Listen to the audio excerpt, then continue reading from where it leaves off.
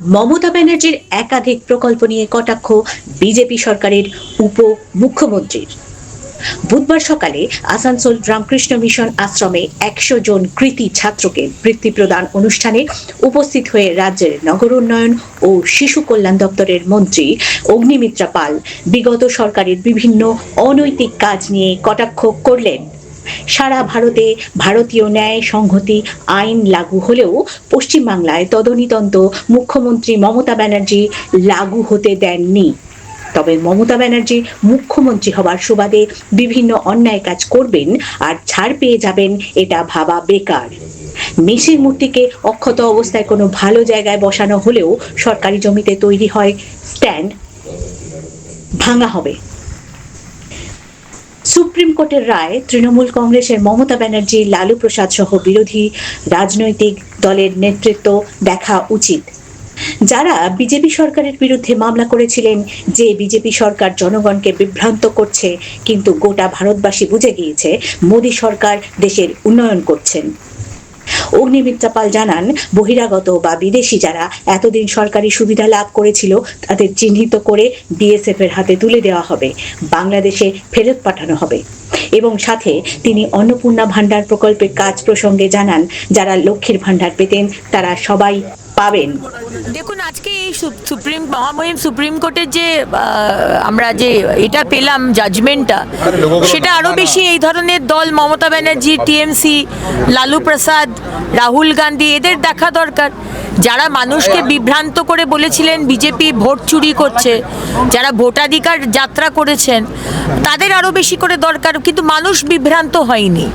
বাংলার মানুষ বলুন, বিহারের মানুষ বলুন বা ভারতবর্ষের মানুষ, তারা জানে যে মাননীয় প্রধানমন্ত্রী এবং বিজেপি সরকার তাদের একটাই লক্ষ্য, সেটা হচ্ছে মানুষের উন্নয়ন।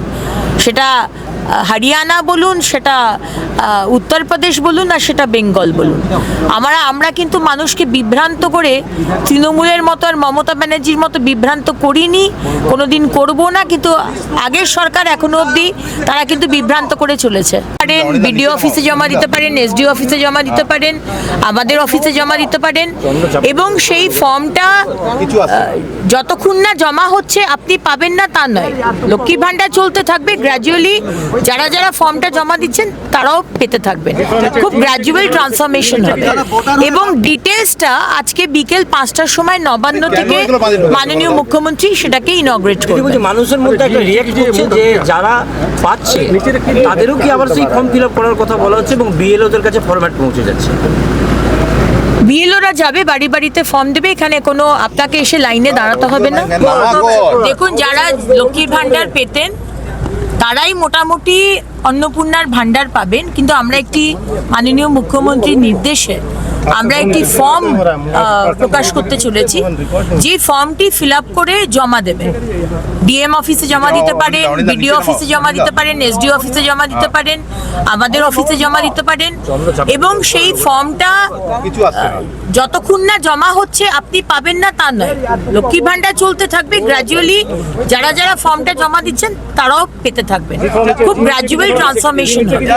এবং ডিটেলসটা আজকে বিকেল 5টার সময় নবান্ন থেকে মাননীয় মুখ্যমন্ত্রী সেটাকে ইনগ্রেট করবেন। মানুষের মধ্যে একটা রিঅ্যাক্ট হচ্ছে যে যারা পাচ্ছে তাদেরও কি আবার সেই ফর্ম ফিল আপ করার কথা বলা হচ্ছে এবং বিএলওদের কাছে ফরম্যাট পৌঁছে যাচ্ছে।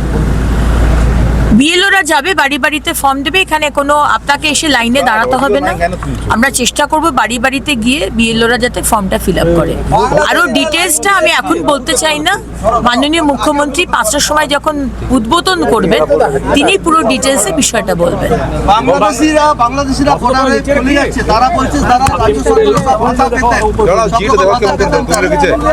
দেখুন, রাজ্য সরকারের ভাতা পেতেন বলেই তো আজকে তাদেরকে ভোট ব্যাংকের জন্য ইউজ করা হয়েছে, ব্যবহার করা হয়েছে, যেটা বাংলার মানুষ বা ভারতবর্ষের মানুষের পাওয়ার কথা।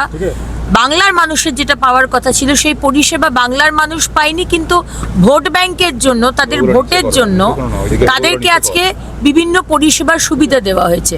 কিন্তু এই নতুন সরকার আসার পর আমাদের সরকার খুব স্ট্রিক্টলি বলে দেওয়া হয়েছে যে আমাদের দেশে কিন্তু অন্য দেশের লোকেরা কিন্তু এই ভারতবর্ষের পরিষেবা পাবে না।